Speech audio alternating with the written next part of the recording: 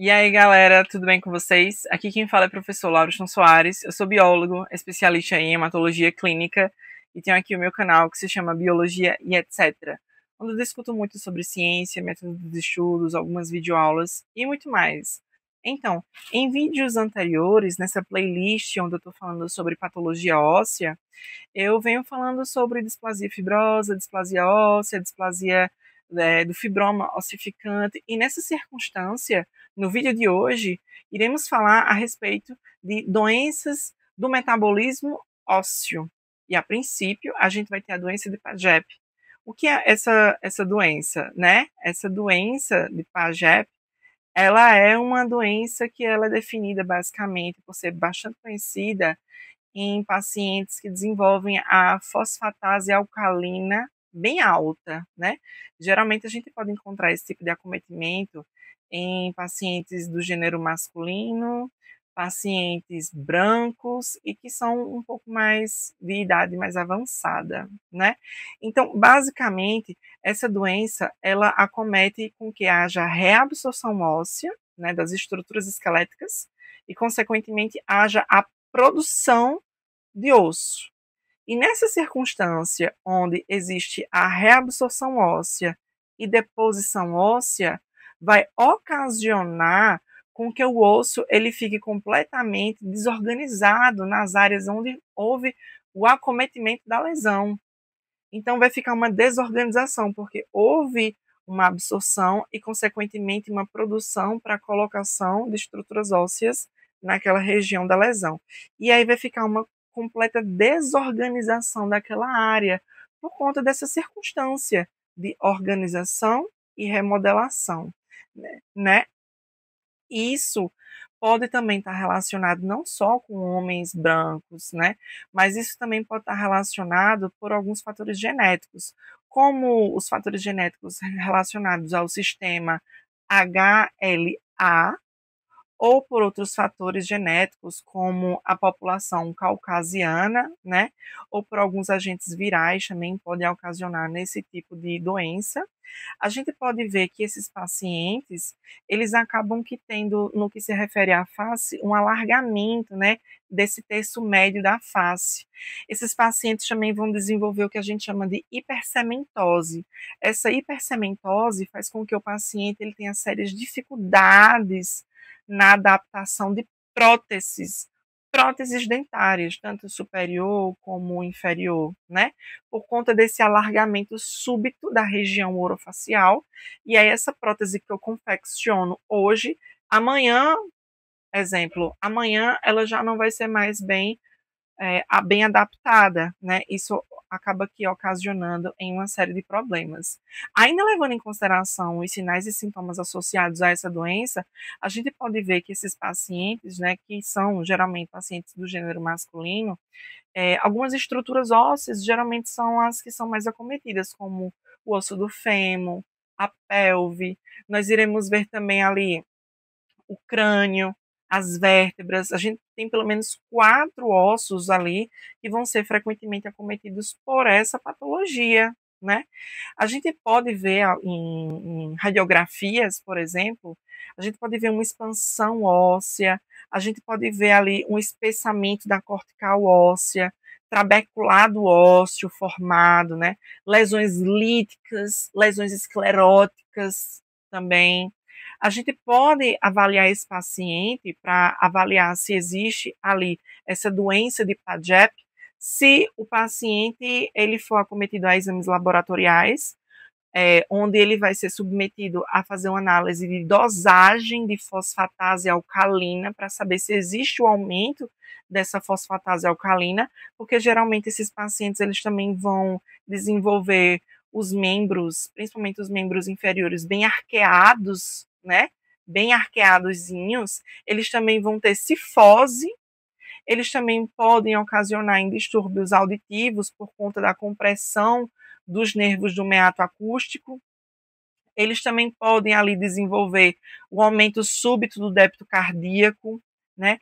Então, geralmente, essa doença ela pode se apresentar também como assintomática, né? E aí o paciente ele pode relatar esse alargamento dos membros, né?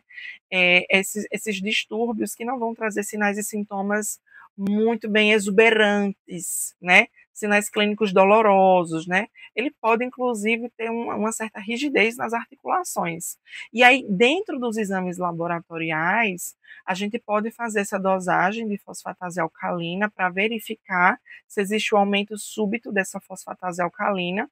Nós também podemos avaliar a nível laboratorial solicitando uma cintilografia óssea para avaliar se esse paciente ele desenvolveu essa doença, ou a gente também pode fazer exames laboratoriais para avaliar se existe ali a presença de reabsorção óssea e, consequentemente, fazer o diagnóstico definitivo desse paciente.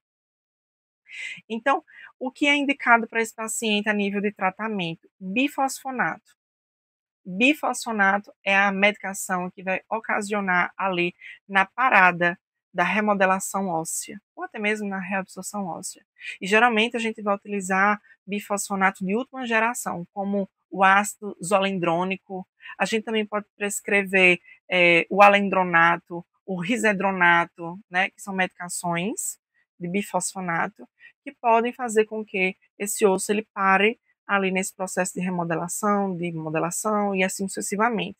Só que a partir disso, a gente vai conhecer uma outra lesão que está relacionada com o consumo excessivo de bifosfonato.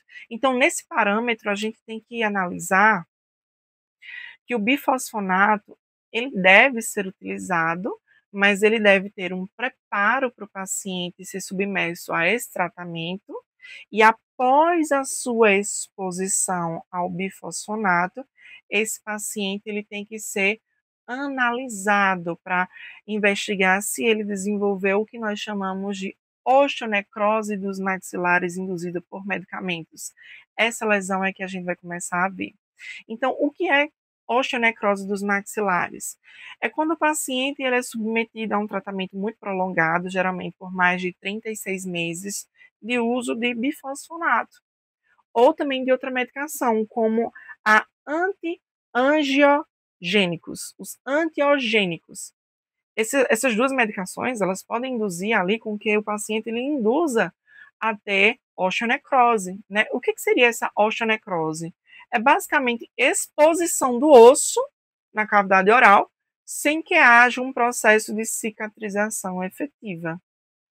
Então, o paciente ele não vai ter uma cicatrização imerso ali uma exposição óssea na cavidade oral.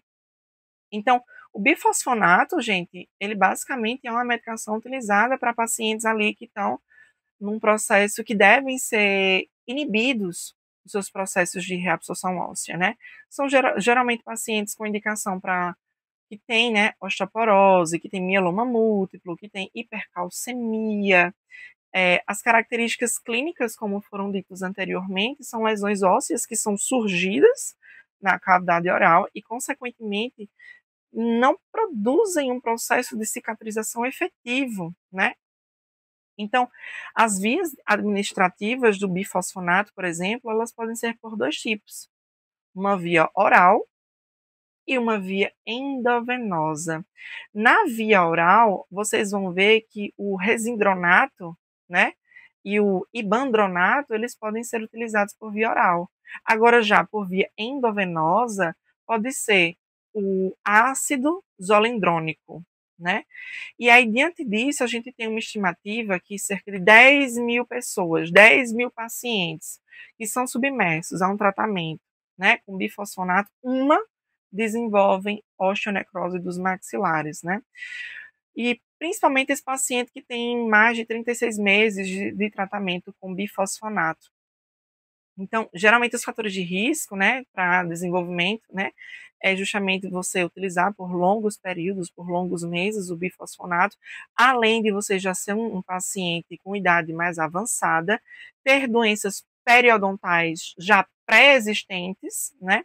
Consumo excessivo de álcool, de tabaco, também é um dos fatores predisponentes para o desenvolvimento dessa osteonecrose dos maxilares. Então, o paciente, antes da utilização do bifosfonato, ele tem que ser preparado, né? Como assim preparado?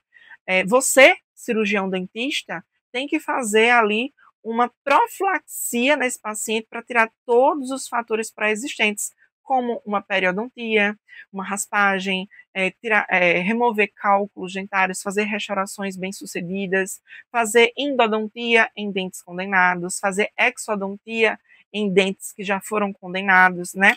Então, antes de tudo isso, inclusive, você tem que fazer uma antibioticoterapia profilática antes do paciente começar a utilizar bifosfonato. Então, você faz todo o tratamento prévio no paciente, demora agora um mês, depois dos seus tratamentos, como a exodontia, endodontia, periodontia, e aí, um mês depois de todos esses tratamentos que você induziu ao paciente, agora você pode prescrever o bifosfonato para o paciente que tem ali mieloma múltiplo, hipercalcemia, né? Doença de Paget. Então, assim sucessivamente. Quando o paciente ele finaliza o tratamento, né, ou seja, ele teve uma exposição já, agora você vai fazer algumas radiografias periapicais, você vai realizar radiografias periapicais para avaliar se houve alguma alteração nas estruturas ósseas. Não só isso, mas você também vai avaliar a nível da cavidade oral e todas as estruturas dos elementos dentários para entender a sua integridade, se está tudo ok, se está tudo bem, né? Você vai fazer uma profilaxia, uma antisepsia, né? Uma antibioticoterapia também, né? E aí o tratamento desse paciente vai depender também dos estágios às quais ele está imerso à osteonecrose dos maxilares. Se ele estiver imerso ao estágio 1, só é necessário ali utilizar a clorexidina a 0,12% e o acompanhamento clínico do paciente que tem ali essa osteonecrose. Agora, se ele se encontra no estágio 2, além da clorexidina a 0,2%, você vai fazer uma antibioticoterapia, né, para fazer o controle da dor e um debridamento superficial. Agora, se esse paciente ele se encontra no estágio 3 da osteonecrose dos maxilares, você vai fazer a clorexidina a 0,2% para fazer a profilaxia, lembrando que a profilaxia com caneta de baixa rotação, né? Fazendo a profilaxia, que é basicamente a limpeza dos dentes, né? Utilizando também antibioticoterapia, também utilizando analgésicos para o melhoramento da dor, né? E um debridamento ali da circunstância que o paciente está sendo acometido. Também tem outros tipos de medicamentos, como anticorpos monoclonais, né, que são produzidos por um único clone de linfócitos B, mas isso já é bem avançado a nível hospitalar. A gente também tem imunossupressores, como corticoides esteroides, que também podem auxiliar nessa patologia, né? Temos também os inibidores de tiroxina quinase, que eles são geralmente utilizados para tratamento de câncer. Temos também os alvos ali da ropamicina em mamíferos, né, que eles estão relacionados à imunossupressão, mas nada pode ser imprescindível com uma boa anamnese do paciente de você. Você induzindo ali o paciente a uma boa anamnese, a um bom exame clínico, consequentemente o seu paciente vai utilizar bifosfonato sem que haja o desenvolvimento de grandes problemáticas, certo? Então é isso, pessoal. Eu espero que vocês tenham gostado do vídeo de hoje. Deixem o seu like aqui, se inscrevam no meu canal, ativem o sininho para receber as próximas notificações dos meus próximos vídeos. Deixem aqui nos comentários quaisquer dúvidas que vocês tiverem. Compartilhem aí com a galera o vídeo. E aí, vocês fiquem bem à vontade para assistir toda a playlist que está aqui relacionado à patologia óssea. Um beijão para vocês e até o próximo vídeo.